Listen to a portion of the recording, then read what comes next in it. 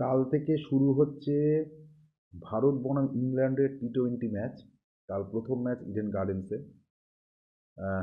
টি-20 match Bharat বনাম England. অস্ট্রেলিয়ার সাথে টেস্ট সিরিজে খারাপ পারফরমেন্স করার পর ভারতীয় দল আবার চলে এসছে। তারা টি-20 ম্যাচ খেলতে চলে এসছে।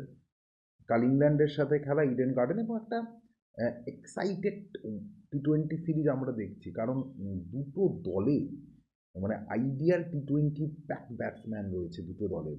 এবং আমি দেখছিলাম দুটো দলের ব্যাটসম্যানদের স্ট্রাইক রেট মানে কারো 140 নিচে নেই। দুটো দলেরই ব্যাটসম্যানদের স্ট্রাইক রেট 140-র ওপরে। সুতরাং একটা ব্যাটিং ডোমিনেট টি-20 দেখবো, একটা হাই স্কোরিং টি-20 দেখবো এবং প্রচুর রান দেখতে পারি এবং দুটো দলেই প্রচুর এক্সাইটেড ক্রিকেটার রয়েছে, এক্সাইটিং ক্রিকেটার রয়েছে। একটা ভালো টি-20 সিরিজ আমরা দেখতে পারি এক্ষেত্রে। ভারত তাদের টি-20তে তারা কীভাবে খেলবে বা টি-20তে তাদের কোন প্লেয়ারকে তারা প্রায়োরিটি দিচ্ছে সেটা আপাতত ঠিক হয়ে গেছে। সাউথ আফ্রিকায় যে দলটা খেলেছিল অলমোস্ট সেই দলই খেলছে। সঞ্জু স্যামসন এবং অভিষেক শর্মা ওপেন করবে। তিলক ভার্মা রয়েছে, সূর্যকুমার যাদব রয়েছে, রিঙ্কু সিং রয়েছে, হার্দিক পান্ডে রয়েছে, নীতিশ রেড্ডি দলে রয়েছে, অক্ষর প্যাটেল দলে রয়েছে।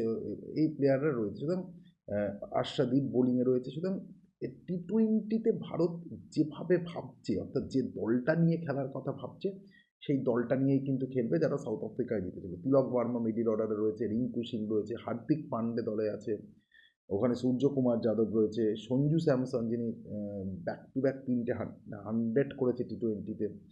তো overall is a very good compact side. Spinner হিসেবে তার অক্ষর প্যাটেল দলে রয়েছে, ওয়াশিংটন সুন্দর দলে রয়েছে, রবি বিশই দলে রয়েছে। So they have the very strong spin attack.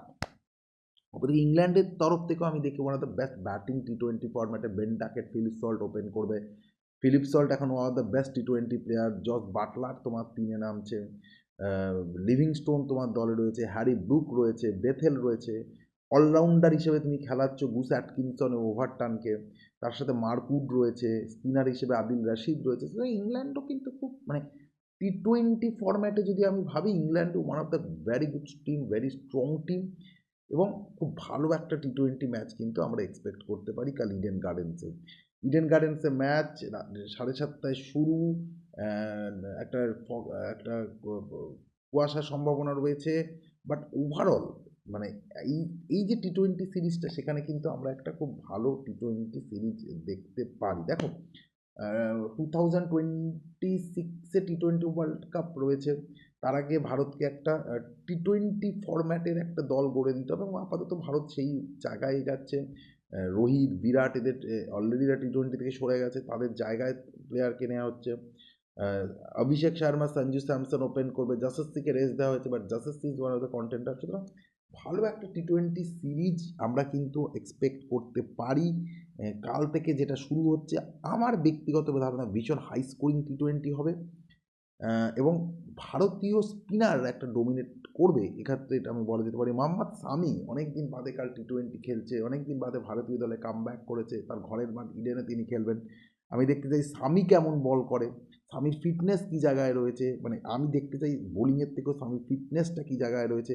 সুতরাং অনেক কিছু কিন্তু এখানে দেখার রয়েছে। আমি দেখতে চাই সঞ্জু স্যামসন, তিলক ভার্মা, রিঙ্কু এরা সেই ফর্মটা ধরে রাখতে পারে কিনা, লোয়ার মিডল অর্ডারে রিঙ্কু সিং কেমন পারফর্ম করে, নীতিশ রেড্ডিকে যদি সুযোগ দেওয়া হয় নীতিশ রেড্ডি কেমন পারফর্ম করে, অস্ট্রেলিয়া যে ধরনের খেলেছে।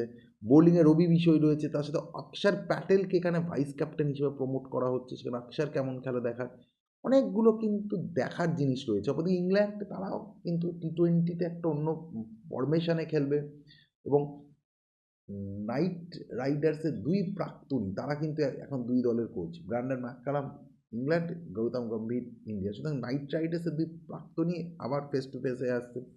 ইংল্যান্ডের হাতেও কিন্তু very good batting, Ben Stokes রয়েছে, Philip Salt, sorry Ben Duckett রয়েছে, ফিলিপ সল্ট রয়েছে, বাটলার রয়েছে এবং যেহেতু এখন আইপিএলে না ইংল্যান্ডের ক্রিকেটাররা প্রচুর খেলছে, ফলে ইন্ডিয়ান উইকেট তাদের কাছে এখন ভেরি মাচ নোন, মানে তারা জেনে গেছে ইন্ডিয়ান উইকেটটা কেমন হবে এবং আরও এক ধাপ এগিয়ে আমি বলবো ইন্ডিয়ান স্পিনারদের কেমনভাবে হ্যান্ডেল করতে হচ্ছে। একটা এক্সাইটিং টি-20 ওয়েট করছে।